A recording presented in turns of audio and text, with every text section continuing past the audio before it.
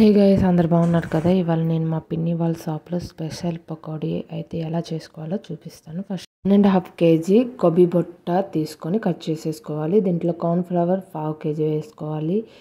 శనగపిండి 1/2 kg add చేసుకోవాలి. దీంట్లో 1/2 kg బియ్యం పిండి యాడ్ చేసుకోవాలి. దాని తర్వాత కలర్ పౌడర్ కొంచెం, నెక్స్ట్ చిల్లీ పౌడర్ అయితే యాడ్ చేసుకోవాలి. ఇది మాత్రం చేసుకున్న చిల్లీ పౌడర్ మా పిన్ని వాళ్ళు యాడ్ చేసుకున్నారు అనమాట.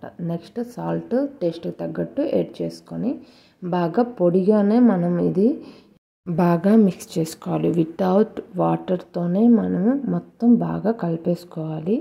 ఇది ఎందుకంటే వాటర్ వేయకుండా కలిపారు అంటే, వాటర్ వేసేస్తే కొబ్బరి బొట్ట మనకి నీళ్ళు కారిపోద్ది. దానివల్ల మనకి పల్చగా అయిపోద్ది ముద్ద ఒకవేళ పల్చగా అయిపోతే బాగోదు. సో ఇలా కలుపుకున్న తర్వాత అల్లం తల్లుల్లి ముక్కలు దంచేసి వేసేసుకున్నారు అనమాట.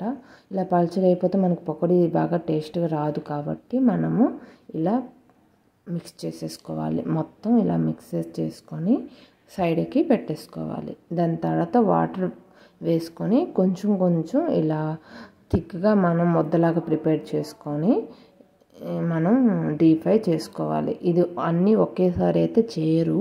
ఇలా చేస్తేనే మనకి టేస్ట్ బాగుంటుంది. అన్నీ ఒకేసారి చేస్తే మనకు ముద్ద అయిపోద్ది కదా, అది నీళ్ళు కారిపోద్ది. సో టేస్ట్ బాగా రాదు. సో ఇలా గట్టిగా ఇలా చిన్నగా విడదీసుకొని మనం డీప్ ఫ్రై అయితే చేసుకోవాలి. ఇలానే మా పిన్ని అయితే ప్రిపేర్ చేస్తుంది. నేనైతే ఫస్ట్ టైం ఇలా చేయడం అయితే చూశాను. మా ఇంట్లో ఇలా అయితే చేయము. సో అందుకే నేను మీకు కూడా హెల్ప్ అవుద్ది కదా, మీకు కూడా నచ్చితే ట్రై చేస్తారేమో అని ఈ వీడియో అయితే నేను తీసాను. ఇలా డీప్ ఫ్రై చేసేసుకొని ఒక చిన్న బౌన్లో తీసేసుకోవాలి. ఇది సర్వ్ చేసుకుంటే మనకి కొబ్బరి పకోడీ అయితే రెడీ అయిపోద్ది. ఇది టమాటా సాస్తో చాలా బాగుంటుంది. ఇంట్లో కూడా మీకు టైం ఉన్నప్పుడు ట్రై చేయండి. ఇలా స్ట్రీట్ ఫుడ్లో కాకుండా ఇంట్లో కూడా ట్రై చేస్తే కూడా చాలా బాగుంటుంది కదా. సో అందుకే ఈ వీడియో మీకోసం.